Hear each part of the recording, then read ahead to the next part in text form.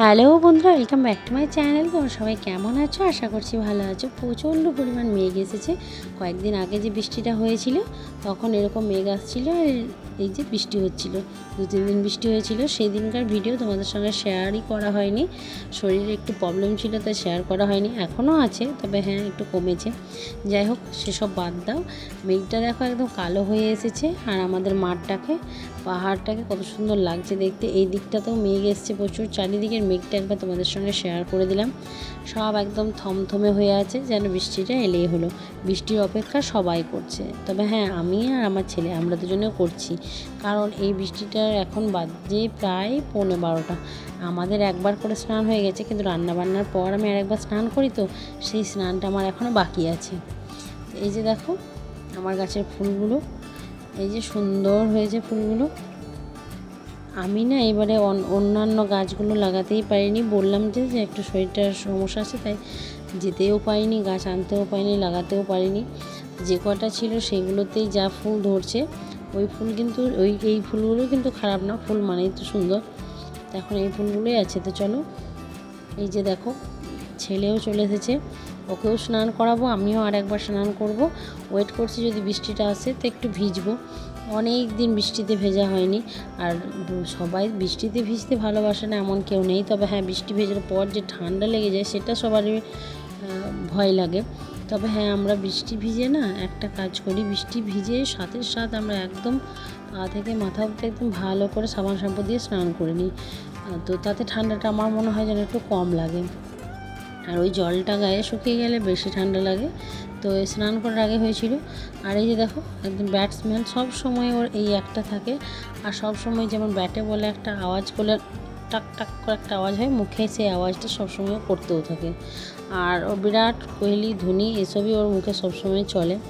কে কত রান করেছে, কার কত জার্সি নাম্বার, এইসব নিয়েই সারাদিন ব্যস্ত থাকে। ওই ছাদে চলে গেছে, তো ওইদিকে বলছে মাঠের দিকে বৃষ্টিটা শুরু হওয়ার সময় দেখবে একদিক থেকে শুরু হয়ে হয়ে বৃষ্টিটা আসে, সেরকম বৃষ্টি হচ্ছিল। তো একবার হয়ে গেছে, তো বলছে বৃষ্টি হলে এবার ভিজবো।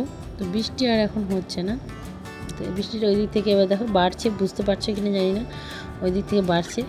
ও একবার ভিজে নিয়েছে, এবার আমিও একবার ভেজার পালা, আমিও একটু ভিজে নিলাম। ভিজতে কিন্তু আমিও খুব ভালোবাসি। আমার যেসব বন্ধু বান্ধবীরা আছে তারা জানে যে আমরা প্রতিদিন ছাতা রেনকোট নিয়ে যেতাম, কিন্তু কোনো কিছুই ব্যবহার করতাম না, ভিজে বাড়ি ফিরতাম। আর আমি এখানে ভিজে এই যে ঢুকে গেছি, এই ভেতরটা, এই ঘরটা অন্ধকার। এই যে দেখো ও ভিজছে, সমানে ভিজে যাচ্ছে ও, এই যে আর নাচছে, নাচের স্টাইল দেখো। তো চলো এবার নিচে যাই, দুজনেরই ভেজা হয়ে গেছে।